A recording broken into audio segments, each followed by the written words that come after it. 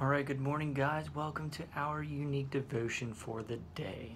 All right, so the last video I made was chapter 4 of 1 Corinthians. So today I'm going to read 1 Corinthians chapter 4, verses 1 through 5. Like I always do, I read the full chapter, then go back to the beginning, start looking for questions to think about that God sort of points out in the scripture, and start to go a little bit deeper and totally change our lives. That's the point here. So 1 Corinthians chapter 4, verses 1 through 5.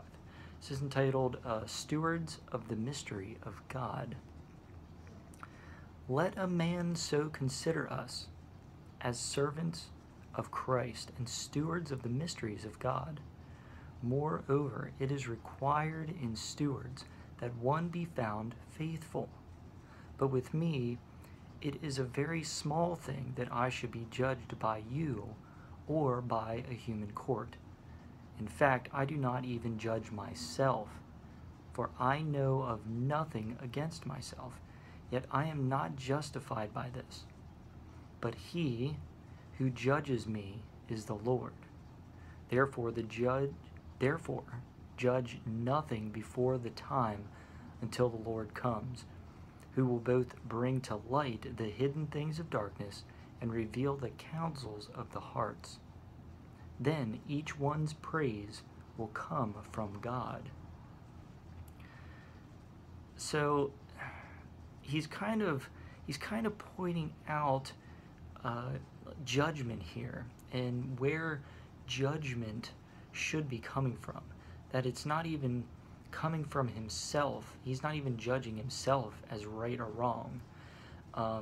He's and pointing out that others don't have the right, others don't have the ability to, in full truth and honesty, from all perspectives, judge another person. Can we look at people and decide on whether we think they are doing something right or wrong? Yes. But the moment that you think someone's doing something wrong, you have to also look at the flip side of that coin. What is the good that comes out of it? That can be very difficult in many situations, but it is there. It's a subtlety. It's maybe slightly abstract. It's maybe not like super perfectly right there. Maybe I'll give an example here in a moment. So he's kind of pointing out being careful with judgment. The judgment really comes from God and from the Lord. So what is judgment? Judgment is a thought process. It's thinking. It's based on our perspective and how we have been taught life.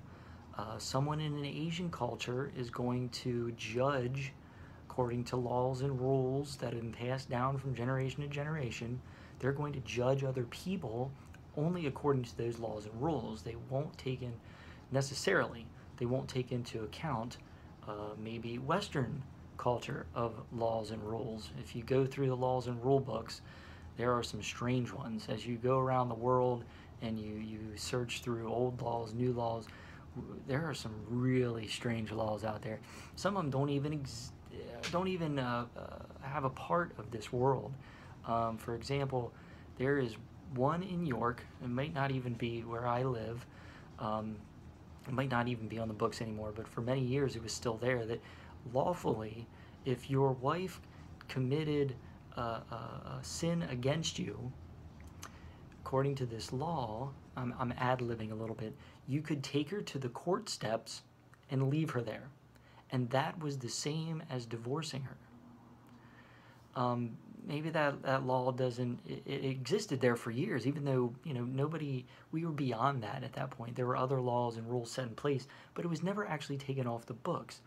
But people could still use that as a judgment, because they're maybe still in that old school mindset, not thinking that things have changed, or there might be other perspectives, ways of looking at it. And that's the challenge of judging, and the problem and wrongness of judging is it's very one-directed. And at the same as a Christian, we look at other religions and we tend to point out their wrongness, how they are not correct compared to Christianity. But we're only comparing it to what we're reading in the scripture here, and then we're taking theirs out of context. Well, not really gonna get into that. But I do want to point out one example.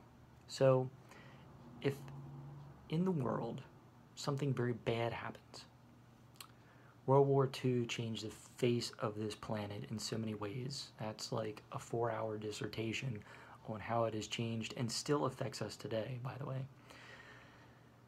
The Holocaust sounds horrific. It is horrific. On this one hand, it was a total atrocity. It should have never happened. So many people lost their lives, lost loved ones, family members, uprooted. It's a total nightmare for everyone that was involved in that time period as you read about the history. But what's the good of that? There are good stories. There are stories of hope. There are stories of redemption. There are stories of heroism, of selflessness, not selfishness, selflessness.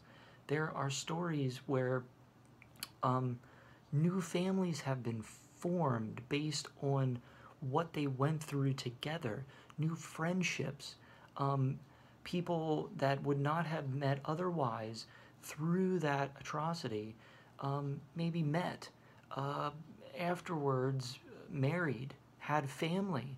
Now there are beautiful children brought up in this world that otherwise wouldn't. So it's hard to look at that and hard to say, well, good came out of the Holocaust. That is not what I'm saying at all. But you look at the atrocities, you have to also then take into account the full perspective of the good things that did come out of that. We never want to go through that again. Let's not find ways to create good out of something horrific. But my point is, how are we judging? All right, so after all that, try to make that short and quick. That is a very deep conversation that I'm doing in less than 10 minutes, so I apologize if I'm missing something there. What do you consider? What do you think about? What are your thought processes? How do you view, through your perspective, others, other creatures, other things? What is it that your brain is considering as you're looking at stuff? How are you judging the things around you? That thought process can be laid on anything abstract, a glass of water. What are you considering with that glass of water? What are you thinking about? Are you just drinking it? Do you understand the purpose of it, the deepness of it? Do you understand the love involved in that water to make you function? Do you understand the depths? What are you considering? When you're discussing things with your friends, loved ones, family members, how do you view them? What are you considering in your mind as you look at them? What sort of perspective have you formed? Because you've made a list. What sort of list are you looking at? How do you view that person? What are you considering? Again, this is a super deep subject, so I'm just sort of throwing a question out there, throwing out some ideas, helps me think about it.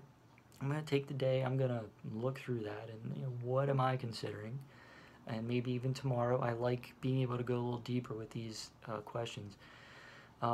So, on that note, I'm just going to leave it there. What do you consider? Think about that as you go through the day. Please like this video, subscribe, put your comments and your perspectives down below. I totally love them, appreciate them, and I know that God is giving you all the blessings you deserve, and even more so, all the blessings you don't deserve. Till next time, have a wonderful day.